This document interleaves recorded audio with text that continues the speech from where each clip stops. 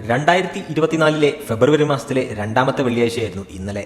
സ്വാഭാവികമായും ഒരുപിടി സിനിമകൾ ഇന്നലെ തിയേറ്ററുകളിലെത്തി. ഇക്കൂട്ടത്തിൽ പ്രധാന ചിത്രങ്ങളായിരുന്നു നെസ്ലിന്റെ പ്രേമലുവും ടോവിനോ തോമസിന്റെ അന്വേഷിപ്പിൻ കണ്ടെത്തുമെന്നിവയും.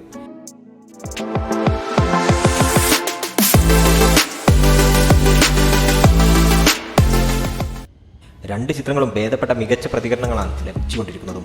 ഈ അവസരത്തിൽ യുവതാര സൂപ്പർതാര ചിത്രങ്ങൾക്ക് ആദ്യ ദിനം ലഭിച്ച കളക്ഷൻ വിവരങ്ങൾ പുറത്തുവരികയാണ്. പ്രമുഖ ട്രേഡ് അനലിസ്റ്റുകളുടെ റിപ്പോർട്ട് പ്രകാരം 1 കോടിയോളം രൂപയാണ് അന്വേഷിപ്പിൻ കണ്ടെത്തും നേടിയിരിക്കുന്നത്. ആദ്യകാല കണക്കുകളാണിത്. ഇപ്പുറത്തെ പ്രേമലു 90 ലക്ഷത്തിൽ കൂടുതൽ അല്ലെങ്കിൽ 1 കോടി അടുപ്പിച്ച് നേടിയെന്നാണ് പറയപ്പെടുന്നത്. ആദ്യദിന റിപ്പോർട്ടുകളുടെ അടിസ്ഥാനത്തിൽ ഇന്നു മുതൽ ബോക്സ് ഓഫീസ് കളക്ഷനിൽ വലിയ തോതിൽ മാറ്റം വരാൻ സാധ്യത ഏറെയാണ്. പ്രത്യേകിച്ച് പ്രേമലു എന്ന ചിത്രത്തിന്. കഴിഞ്ഞ വർഷം ഫെബ്രുവരിയിലാണ് രോമാഞ്ചം എന്ന ചിത്രം ഹിറ്റ് റിലീസ് ചെയ്തത്.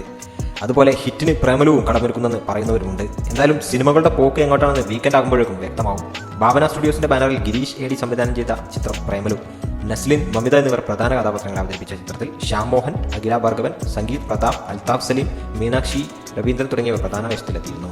ഡിമാൻഡ് മാനിച്ച് പ്രേമലുവിന് എക്സ്ട്രാ 30 സ്ക്രീനുകൾ കൂടി ഉൾപ്പെടുത്തിയിട്ടുണ്ട്. ഡാർവിൻ കുര്യാക്കോസ് സംവിധാനം ചെയ്ത ചിത്രമാണ് അന്വേഷിപ്പിൻ കണ്ടെത്തും. തിയേറ്റർ ഓഫ് ഡ്രീംസിന്റെ ബാനറിലാണ് നിർമ്മാണം.